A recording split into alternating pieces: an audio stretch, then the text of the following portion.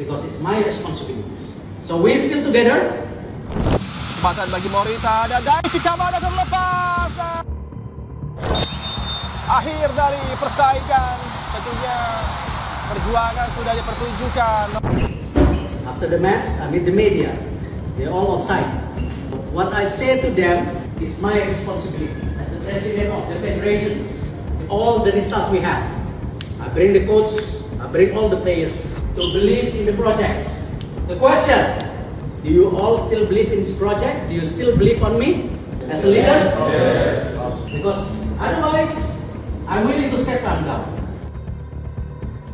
I'm willing to stepping down as the president of Indonesian Football Federations because it's my responsibilities. So we're still together. Yes. We have 5 matches, 3 homes, 2 away.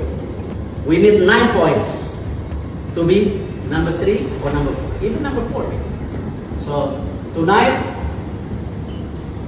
I want every individual in this room to review what went wrong. If you want to be, stay as a team.